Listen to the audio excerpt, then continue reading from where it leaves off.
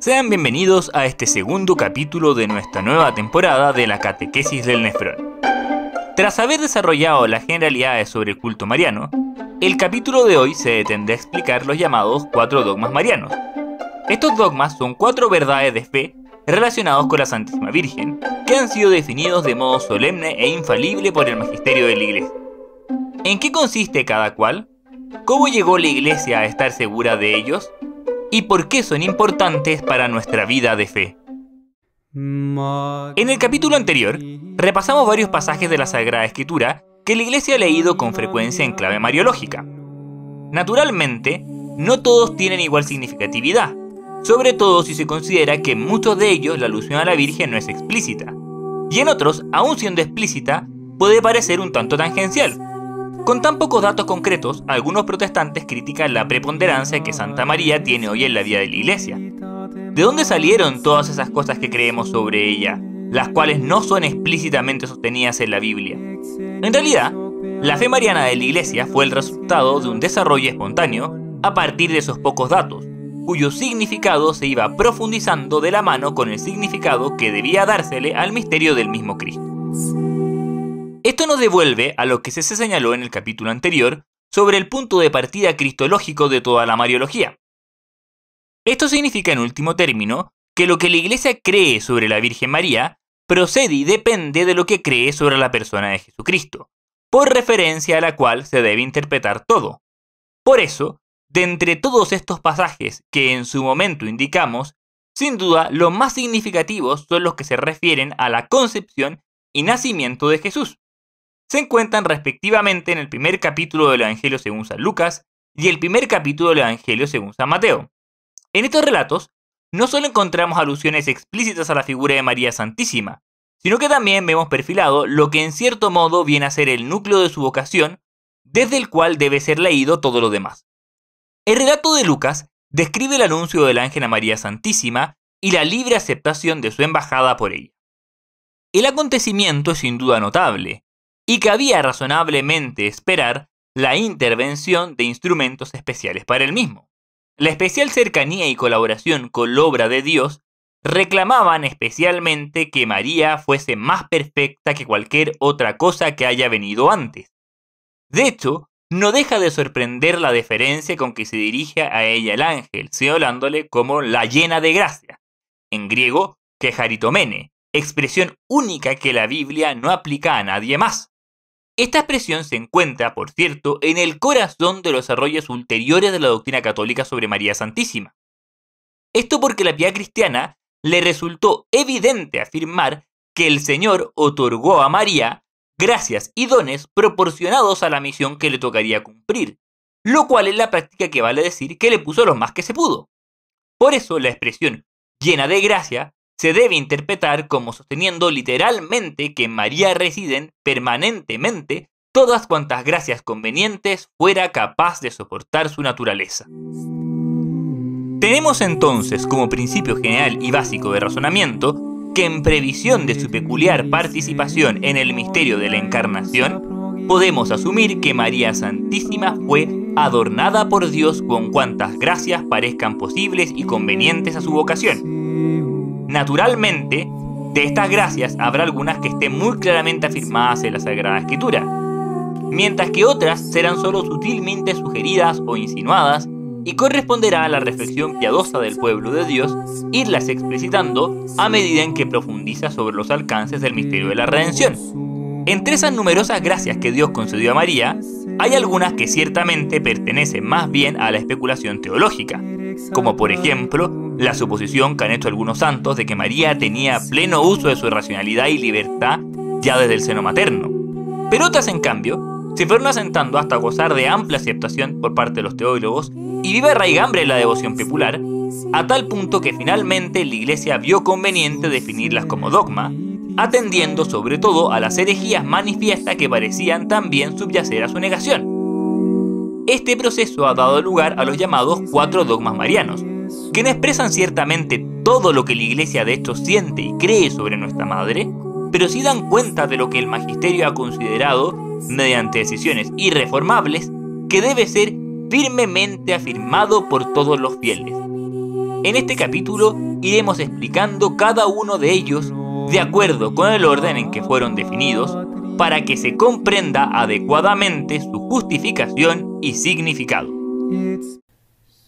El primer y más fundamental de los dogmas marianos es la maternidad divina de María Santísima. Como se ha visto desde lo dicho hasta acá, el punto de arranque de toda la fe cristiana sobre María es que ésta fue escogida para ser realmente la Madre de Dios.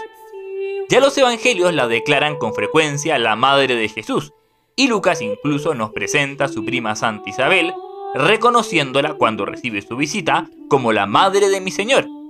Esto porque, si bien el Hijo en cuanto Dios ya había sido engendrado desde toda la eternidad por el Padre, en cuanto hombre es realmente engendrado de María al asumir una naturaleza humana.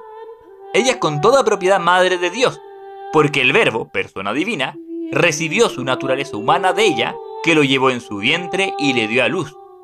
Esto fue definido ya en el siglo V por el Concilio de Éfeso, pues su negación había acarreado las severas herejías cristológicas de Nestorio. Ya en la oración Sub tuum presidium o Bajo tu amparo, compuesta quizá a mediados del siglo III y ampliamente difundida en la devoción cristiana hasta el día de hoy, María es denominada Sancta Dei Genetrix, con una expresión que poco antes era también usada en los textos de Orígenes como algo ya conocido y no problemático para su auditorio. La expresión Theotokos, literalmente la que da a luz a uno que es Dios, o sus equivalentes latinos Dei Genetrix o Dei Para, también aparecerá con frecuencia en los escritos de San Agustín, San Atanasio o San Juan Crisóstomo. Nestorio, como se recordará, causó escándalo en su feligresía al sostener que dicho título era inapropiado por ser María madre de la persona humana pero no de la divina. Esto suscitó una fuerte polémica en la que San Cirilo de Alejandría lideró a quienes resistían esa separación absurda del Verbo encarnado en dos personas distintas. Algunos han querido asociar este origen de la disputa en el contexto egipcio con lo que ya se señaló en el capítulo anterior sobre la pretendida relación entre el culto mariano y los misterios dedicados a la diosa egipcia Isis.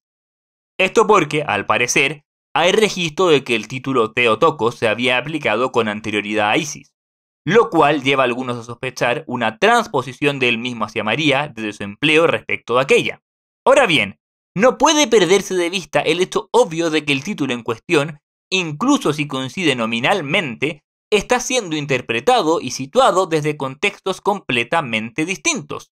La referencia a María como Madre de Dios no tiene nada que ver con un relato mitológico en que una diosa engendra a otro dios, sino más bien con la fe cristiana en el misterio de la encarnación, y por lo tanto lo que realmente subyacía a la disputa entre San Cirilo y Nestorio era la manera de entender dicho misterio. En efecto, ignoro si Nestorio repudió el título en cuestión, motivado por un celo purista de que el culto cristiano no se contaminase con prestaciones del paganismo. Pero el hecho es que, para efectos de fundamentar su crítica, aludió a una distinción entre las personas divina y humana de Jesucristo. Ya se explicó hace unos capítulos que la Iglesia consideró finalmente que tal nomenclatura confundía las cosas, separando artificialmente lo que en Jesucristo era en realidad único. Por eso los concilios decantaron por definir que en Jesucristo hay una persona única que subsiste en dos naturalezas. Asociado a esta posición estaba la reivindicación de la legitimidad de dirigirse a María Santísima como la Madre de Dios. Así, el Concilio de Éfeso dice en su definición del 431, porque no nació primeramente un hombre vulgar de la Santa Virgen y luego descendió sobre él el Verbo, sino que unido desde el seno materno, se dice que se sometió a nacimiento carnal como quien hace suyo el nacimiento de la propia carne. De esta manera, los santos padres no tuvieron inconveniente en llamar Madre de Dios a la Santa Virgen. La maternidad divina es el don fundamental con que Dios adornó a María Santísima, y solo desde él se pueden comprender todos los demás. Es la raíz cristológica de toda la mariología. Ciertamente, como reconoce el propio Cirilo en sus cartas contra Nestorio, María es Madre de Dios no porque el Verbo de Dios haya tomado de ella su naturaleza divina, sino porque es de ella de quien tiene el cuerpo sagrado dotado de un alma racional. es madre de la persona única, humana y divina, siendo a través del contacto con su carne que tuvo lugar el misterio maravilloso de la unión hipostática. Por eso, se considera que el punto de partida de toda la Mariología es la elección eterna de María Santísima para ser la verdadera Madre de Dios, para lo cual ella es escogida de un modo completamente gratuito.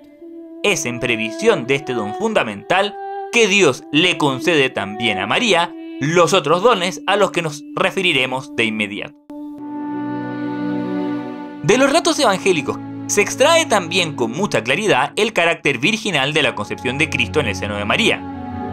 Desde las primeras profesiones de fe de la Iglesia se insiste en que el Hijo se encarnó de Espíritu Sancto ex María Virgine, por obra del Espíritu Santo de María Virgen. La dimensión corporal de esta virginidad y su preservación después del parto fue definida ya de un modo explícito por el Concilio de Letrán el 649, en la cual se exigía confesar propiamente y según verdad por Madre de Dios a la Santa y siempre Virgen María, como quiera que concibió en los últimos tiempos sin semen por obra del Espíritu Santo al mismo Dios Verbo, y verdaderamente que antes de todos los siglos nació de Dios Padre e incorruptiblemente le engendró, permaneciendo ella aún después del parto en su virginidad indisoluble. Mateo y Lucas muestran en su relato efectivamente que al momento de conceber a Cristo, María era una virgen nazarena que había sido recientemente desposada con José, pero que, siguiendo las tradiciones judías, aún no vivía con él. En ese carácter virginal de la concepción coinciden ambos relatos, que parecen transmitir el mismo hecho fundamental desde tradiciones independientes. Esta concepción virginal es presentada por los evangelistas como una obra divina extraordinaria que sobrepasa la comprensión humana. Mateo la presenta además como cumplimiento de la profecía de Isaías, donde se dice: el Señor mismo les dará un signo. Mirad, la Virgen está embarazada y dará a luz un hijo y lo llamará con el nombre de Emanuel, que significa Dios con nosotros. En cuanto a la palabra virgen, hay que observar que se corresponde con el hebreo alma, traducido en la versión griega de los 70 como Párthenos.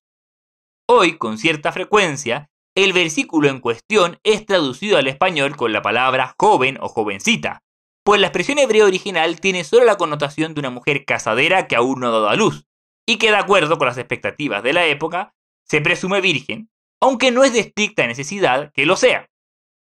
Parece efectivo que la interpretación sugerida por Mateo no es la única que se puede dar al pasaje, y quizá ni siquiera fuera la más habitual entre los judíos del siglo I. Pero todo este carácter algo forzado de la interpretación refuerza la idea de que Jesús fue concebido virginalmente. Difícilmente pudo ser un invento de los evangelistas para supuestamente demostrar que Jesús era el Mesías. Efectivamente, la idea de una concepción virginal del Salvador no tenía antecedentes firmemente asentados en la tradición hebrea, ni se suele ver de modo habitual en las mitologías paganas. De hecho, en los primeros siglos esta idea parece haber sido objeto de burlas por parte de quienes se oponían al cristianismo. Tanto Orígenes como San Justino tienen de hecho que hacer frente en sus apologías a esas frecuentes ridiculizaciones, defendiendo las tesis cristianas en contra de la mentalidad de su tiempo. El ya citado Concilio de Letrán del 649, además de usar la expresión siempre virgen en la definición ya citada, completaba un poco más adelante la doctrina dogmáticamente definida, diciendo que a Jesús María incorruptiblemente le engendró, permaneciendo ella aún después del parto con su virginidad inviolada. Es decir, desde antiguo la Iglesia ha creído que después del parto María permaneció virgen por el resto de su vida. Es de hecho el sentido que muchos teólogos dan a la enigmática profecía del capítulo 44 de Ezequiel. El hombre me hizo volver en dirección a la puerta exterior del santuario, la que miraba hacia el oriente, y esa puerta estaba cerrada. Entonces el Señor me dijo: esta puerta permanecerá cerrada, no será abierta, y nadie entrará por ella, porque el Señor, el Dios de Israel, ha entrado por ella. Por eso permanecerá cerrada. Si se lo considera bien, La pregunta que le hace al ángel al momento de la anunciación parece ser ciertamente indicativa de esta resolución, pues de otra manera parece muy absurda viniendo de una mujer ya desposada. Algunos padres de la iglesia supusieron que ya antes de la anunciación, María había hecho un voto de virginidad del que San José estaba al tanto al momento de tomarla por mujer. Esto tiene sentido, en la medida en que, según lo que sabemos de las costumbres hebreas de ese entonces, no era socialmente aceptable que una mujer decidiera consagrar su virginidad a Dios, especialmente si ella pertenecía a la casa de David, de la que se esperaba que viniese el Mesías. Pero también es perfectamente posible imaginar que María tomó la decisión de permanecer virgen en el mismo momento de la anunciación, sea porque tiene en mente las recién mencionadas profecías de Isaías y Ezequiel, o porque su conciencia delicada le hace sentir que sería impropio de su parte contaminar el cuerpo que Dios escogió como su santuario. La alusión a algunos hermanos de Jesús en ciertos pasajes del Nuevo Testamento no es verdadero obstáculo a eso. Es habitual en los textos bíblicos hacer un uso extensivo de la palabra hermano para referirse a los parientes próximos. De hecho, los Santiago y José que Mateo señala como hermanos de Jesús son en otro pasaje del mismo evangelio señalados como hijos de otra María que es discípula de Cristo. Interesantemente, las definiciones dogmáticas parecen en su contexto original haber estado sobre todo insistiendo no en que María no tuvo relaciones con José luego de que Jesús naciera, sino particularmente en que el parto no mermó su virginidad. Esta idea aparece documentada por primera vez en el protoevangelio de Santiago, que como ya mencionamos no entona el canon del Nuevo Testamento, pero de todos modos es reflejo de la piedad del siglo II. Este texto de hecho presenta a San José como un anciano viudo, a fin de que quede claro que se casó con ella sin deseo físico. Además, el texto en cuestión también describe el nacimiento de Jesús como ocurriendo milagrosamente en una nube luminosa, y agrega a dos parteras que luego de que esto ocurriera, atestiguan que aún está el signo físico de la virginidad de la madre. Naturalmente, el relato de Santiago parece estar un poco adornado de fábulas piadosas, y no por nada la Iglesia no lo tiene por canónico ni inspirado, pero sigue siendo relevante como testimonio de un modo de sentir cristiano que lejos de ser una edición ulterior puede ser rastreado a etapas bastante tempranas. Esta idea ya estaba extendida en el siglo IV, en el que se popularizó entre los escritores cristianos la fórmula ternaria que afirma una virginidad de María ante partum, in partum et post partum. En su carta dogmática a Flaviano, el Papa San León Magno expresaba el 449 que Cristo fue concebido por obra del Espíritu Santo en el seno de una madre virgen, y ella le dio a luz sin detrimento de su virginidad, como sin perder su virginidad lo había concebido. Jesucristo nació de un seno virginal con un nacimiento admirable. Aunque algunos pensarán que este tema del parto virginal es propio de una mentalidad arcaica o insostenible, lo cierto es que también el Concilio Vaticano II cita los respectivos cánones, diciendo que el nacimiento de Cristo, lejos de menoscabar su virginidad, la consagró. Y es que no debemos olvidar que cuando estamos hablando acá de la virginidad de María, no nos referimos a algo puramente espiritual y moral, sino a verdadera virginidad física. La carne importa, no es un anexo anecdótico, sino algo constitutivo a la persona de María que convenía expresar adecuadamente su fe virginal.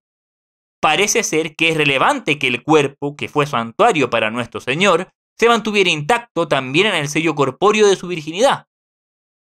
Hay varios motivos de conveniencia que, desde una mirada retrospectiva, iluminan este misterioso designio de Dios. La preservación de la virginidad de María durante la concepción de Jesús manifiesta la iniciativa exclusivamente divina en ella. Jesucristo es hombre porque es hijo de María, pero es también Dios porque no tiene más padre que el celestial. La concepción virginal de Jesús también resalta su condición de nuevo Adán, nacido directamente de Dios, que inaugura y encabeza la renovación de toda la creación, comunicando a todos los que son asociados a él por el bautismo la vida nueva de los hijos de Dios. Esta nueva vida es además de índole espiritual, transmitida no de acuerdo con los dinamismos de la carne, sino por la acción sobrenatural del Espíritu que reclama de nosotros una respuesta de entrega total. Ahora bien, la Sagrada Escritura de hecho usaba ya en el Antiguo Testamento la metáfora del amor conyugal para expresar esa totalidad de la entrega fiel que se espera del pueblo. Dios nos desposa por una alianza indisoluble y exclusiva, las faltas a la cual son descritas como verdaderas prostituciones. Por lo tanto, la preservación de la fe es como esa preservación de su virginidad que hace la esposa fiel en espera de la inminente llegada del anhelado marido. En ese sentido, la vocación humana tiene un sentido esponsal, el cual se lleva a cabo especialmente en el cuerpo de María Santísima y es también significado de un modo especial en el cuerpo de todas las santas mujeres cristianas que, en imitación de María Santísima, ofrecen a Dios su virginidad, viviendo unos desposorios místicos con su amado divino. María fue esposa de Dios, quien la eligió para que engendrase a Jesús y junto con él, todos nosotros, sus hijos adoptivos. Esto parecía demandar que se entregase a él de manera inmediata y exclusiva. La virginidad corporal de María es signo de la virginidad espiritual de su fidelidad a Dios. Su fe no fue adulterada por duda alguna, sino que se entregó por completo a la voluntad divina, viviendo una correspondencia plena y delicadísima a todo cuanto Dios le pedía. Su grandeza radica en la disposición espiritual con que ella fue capaz de acoger esta elección divina. Como dice San Agustín, más bienaventurada es María al recibir a Cristo por la fe que al concebir en su seno la carne de Cristo. Ella es verdadera esposa del Espíritu Santo, que tuvo por hijo único en la carne a Jesús, pero también adquiere luego una maternidad espiritual extensible a todos los bautizados. Magnifica. Es interesante considerar la frecuencia con que muchos cristianos confunden el dogma de la Inmaculada Concepción de María con el de la concepción virginal de Jesús. Naturalmente, inquieta que en el fondo de esa confusión esté la suposición errada de que una concepción en la que media el ejercicio de la sexualidad en un contexto conyugal estaría adoleciendo de cierta forma de mancha o maldad pecaminosa. Nada más lejos de la doctrina de la Iglesia. Hay que comenzar insistiendo en que una concepción inmaculada no es aquella en la que los padres no cometen pecado alguno al concebir, sino más bien aquella en la cual el concebido está exento de toda mancha de pecado desde el inicio de su existencia. Con el correr de los siglos, la Iglesia fue concientizándose cada vez más de que naturalmente la gracia más importante con que Dios adornó a María en previsión de su papel en nuestra salvación fue la de una santidad completa y perfecta. Lo que más repelía su vocación era la posibilidad de que el Verbo ingresara a este mundo en un cuerpo manchado por el pecado. Por eso, creemos que María, la llena de gracia, es también la criatura más santa que haya existido, jamás. También en la tradición oriental es común la referencia a María como la Panjaya o toda santa. Lo que se quiere indicar con este apelativo es precisamente que María permaneció pura durante toda su vida, sin incurrir jamás en pecado. En ese sentido, el que en medio de las agrias disputas entre Roma y las iglesias orientales a veces se criticase la proclamación del dogma de la Inmaculada Concepción, no indica una diferencia doctrinal tan relevante en este punto. Es sobre todo que para la tradición oriental, la definición en cuestión parece algo superflua y extraña, porque además tampoco tiene una doctrina tan asentada sobre el pecado original como la que Occidente heredó de San Agustín.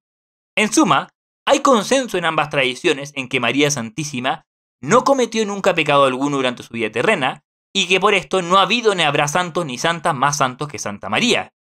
Esto significa que ella no es solo quien más gracias recibe, sino también quien mejor corresponde, pues su obediencia al designio de Dios fue siempre plena e incontaminada.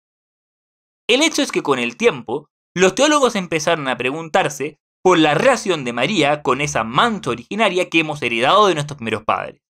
Naturalmente, la opinión corriente fue siempre que María no pudo haber concebido a Cristo estando todavía afectada por esa mancha que a nosotros nos es borrada por el bautismo.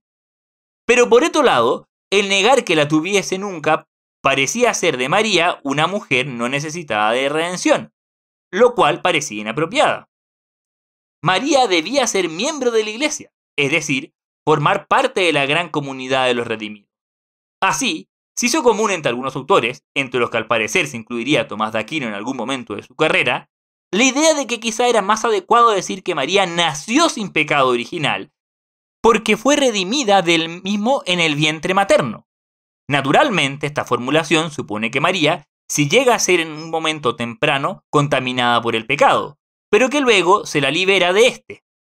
Contra esta tesis estaba la idea más radical de que María no solo nació, sino que fue concebida sin pecado original, no estando manchada jamás por el pecado en ningún momento de su existencia. El principal articulador de esta tesis fue Duns Scoto, quien argumentó astutamente que no hacía falta suponer que de ella se siguiese que María no había sido redimida. Antes bien se podía decir que fue redimida desde el inicio de su existencia mediante una gracia preservante, que le fue concedida en previsión de los méritos de la pasión y muerte de su Hijo Jesucristo. Se trata de una redención eminente, en virtud de la cual su alma no fue manchada por pecado alguno, lo cual parecía impropio de la vocación a la que estaba destinada. Esta opinión se fue progresivamente asentando en toda la Iglesia, no sin cierta resistencia. Es un hecho el que la celebración litúrgica de la fiesta de la Inmaculada Concepción se puede rastrear hasta el siglo VIII en Oriente, y está bien documentado que en el siglo XI la fiesta era celebrada en Inglaterra. Las sutilezas teológicas que explicábamos recién resultaron en que, naturalmente, algunos disputaran la propiedad del título, derivando esto en un periodo en fuente de frecuentes disputas entre los dominicos tomistas y los franciscanos escotistas. Pero poco a poco se fue formando unanimidad en torno a la posición escotista, y finalmente la Inmaculada Concepción fue proclamada como dogma por Pío IX en 1854. La bula Ineffabilis Deus lo declaró en los siguientes términos: la bienaventurada Virgen María fue preservada inmune de toda mancha de pecado original en el primer instante de su concepción por singular gracia y privilegio de Dios omnipotente en atención a los méritos de Jesucristo, Salvador del género humano. El Concilio Vaticano II reafirma también solemnemente esta doctrina, insistiendo en que María es redimida de la manera más sublime en atención a los méritos de su Hijo, y por ello, nada tiene de extraño que entre los santos padres prevaleciera la costumbre de llamar a la Madre de Dios totalmente santa e inmune de toda mancha de pecado, como plasmada y hecha una nueva criatura por el Espíritu Santo, enriquecida desde el primer instante de su concepción con el resplandor de una santidad enteramente singular. La Virgen Nazarena, por orden de Dios, es saludada por el ángel de la Anunciación como llena de gracia, a la vez que ella responde al mensajero celestial: he aquí la esclava del Señor, hágase en mí según tu palabra. María es tipo y figura de la Iglesia, y especialmente hay que verla como un ícono escatológico. Ella es, en cierto modo, pionera de nuestra peregrinación en la fe, que anticipa en su vida el destino que le espera a todos cuantos siguen fielmente a Cristo. Es en este contexto que se debe entender la fe de la Iglesia, en que Jesucristo quiso asociar anticipadamente a su madre a la gloria de su resurrección. Este es el corazón del último de los dogmas marianos en ser definido, el de la asunción de María Santísima en cuerpo y alma a los cielos. Como todos los dogmas marianos, este también se funda en la especial unión que correspondía que hubiese entre el Verbo encarnado y su madre. De alguna manera, la maternidad divina es una vocación que determina toda la existencia de María, desde su concepción hasta su entrada en la bienaventuranza. Era de esperar que de temprano la Iglesia pensara que María Santísima había sido también asociada anticipadamente a la resurrección de Cristo, el cual no podía sino invitarla a compartir con él desde el comienzo la victoria definitiva sobre el poder de la muerte y el pecado. En efecto, parece lógico suponer que la incorrupción de su alma inmaculada tuviera como contrapartida la de su cuerpo virginal. Ahora bien, al igual que en el caso de la Inmaculada Concepción, esta fue una convicción cuya gestación en la Iglesia fue particularmente compleja. Si vamos a las fuentes más antiguas, nos encontraremos con el hecho desconcertante de que en ningún registro de la tradición más primitiva hay alusiones explícitas a la muerte de María Santísima. En efecto, sabemos poco sobre los últimos días de su vida. La Escritura no la menciona después de Pentecostés, y los evangelios solo señalan que desde la muerte de Jesús la recibió en su casa Juan, por expreso encargo del Señor. El tránsito de María de este mundo no se encuentra narrado en la Sagrada Escritura, pero hay en todo caso algunos pasajes que la tradición ulterior entendió como alusiones proféticas a la glorificación anticipada de su cuerpo. Por ejemplo, se ha interpretado en esta dirección el Salmo 132, que en uno de sus versículos dice: «Levántate, Señor, entra en el lugar de tu reposo, tú y tu arca poderosa». El texto naturalmente se refiere a la glorificación del arca de la alianza, que entraría en el cielo gloriosamente junto con el Mesías. Pero dicha arca es también, proféticamente, figura del cuerpo de la Madre de Dios, que estuvo literalmente inhabitado por una persona divina. Particularmente está también el ya mencionado capítulo 12 del Apocalipsis, que presenta a una mujer revestida del sol, con la luna bajo sus pies y una corona de estrellas en su cabeza. Estaba embarazada y gritaba de dolor porque iba a dar a luz.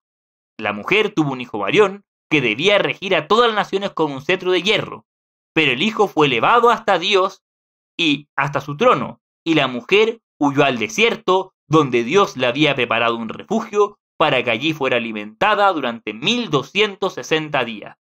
El dragón, al verse precipitado sobre la tierra, se lanzó en persecución de la mujer que había dado a luz al hijo varón, pero la mujer recibió las 2 alas de la gran águila para volar hasta su refugio en el desierto. A fines del siglo IV, San Epifanio de Salamis reporta la lectura de estos textos como profecías marianas, pero se muestra cauto y desconcertado por la ausencia de una tradición unánime en esta materia. En efecto, no es claro si María terminó sus días en Jerusalén o acompañó a San Juan en su estadía en Éfeso.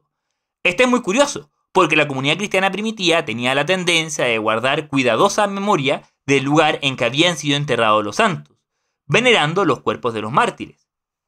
En ese sentido, la tradición parecía tener una sorprendente unanimidad en que el cuerpo de María no se encontraba acá en la tierra, y desde temprano nos llegan relatos del fin de su vida en la tierra que quieren dar cuenta de este hecho. Los textos más antiguos a este respecto se estima que son del siglo II o III. Se trata, por cierto, de literatura apócrifa, es decir, que la Iglesia no tiene por inspirada y parecen ciertamente ser composiciones que adornan los hechos con fuertes dosis de ficción piadosa. Los diversos relatos apócrifos tienen similitudes y diferencias, y si bien no pueden ser tenidos como revelados ni como fuente histórica fiable, sí parecen dar cuenta de tradiciones anteriores. Por ejemplo, en algunos de los textos se afirma claramente que María muere y luego es resucitada, es decir, el alma se separa del cuerpo y es este último el que es llevado al cielo para ahí ser reunido con el alma de la Virgen. Mientras que en otros, María solo se duerme y es elevada en cuerpo y alma sin que haya una muerte propiamente tal.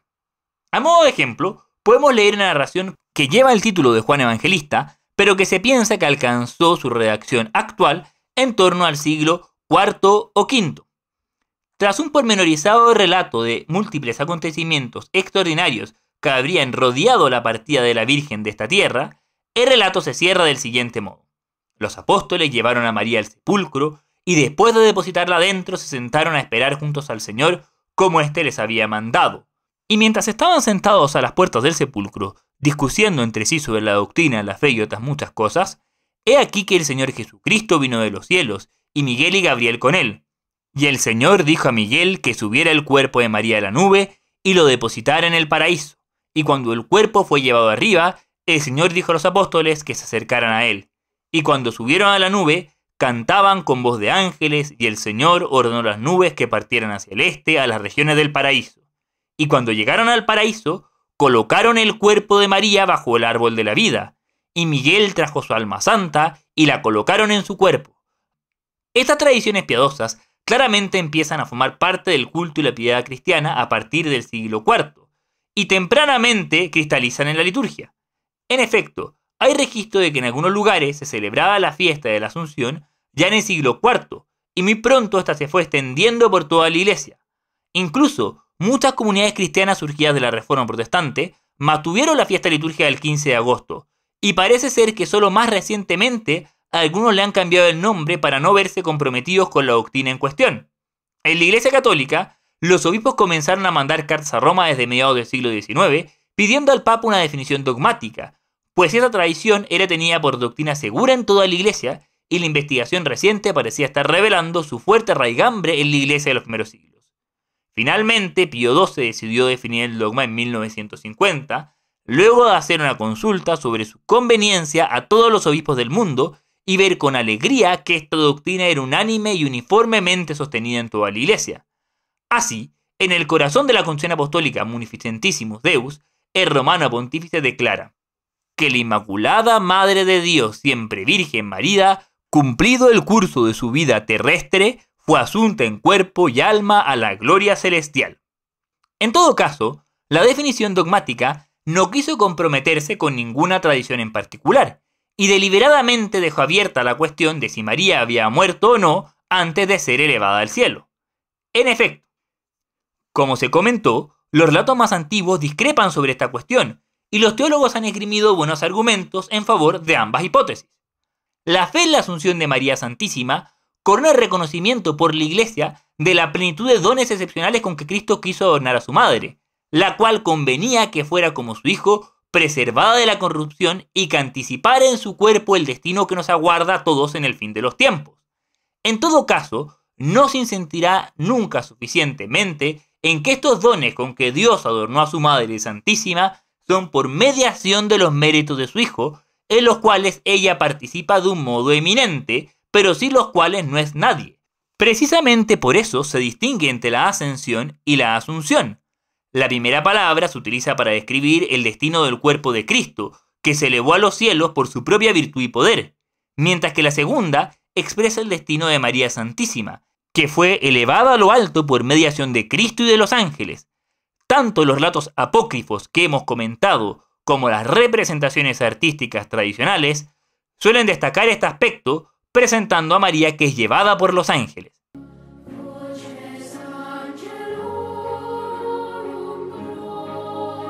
Se puede considerar a María como ícono escatológico, cuya glorificación en la vida futura es anticipada por la Asunción.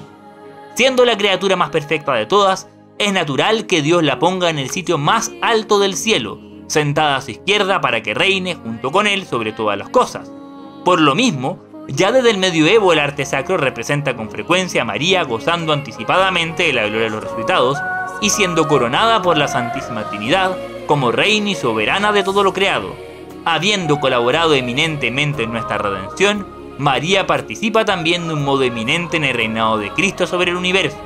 Esta realidad de la coronación de María Santísima es contemplada en el último misterio glorioso del Rosario y celebrada litúrgicamente el día 22 de agosto, al finalizar la octava de la Asunción.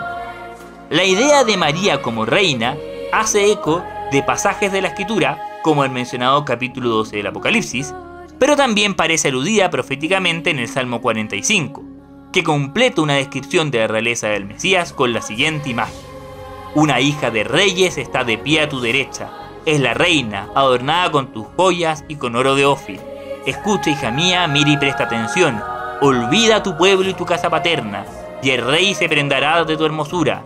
Él es tu Señor, inclínate ante él. La ciudad de Tiro vendrá con regalos, y los grandes del pueblo buscarán tu favor. Embellecida con corales engarzados de oro, y vestida de brocado es llevada hasta el rey. Las vírgenes van detrás, sus compañeras la guían, con gozo y alegría, entran al palacio real.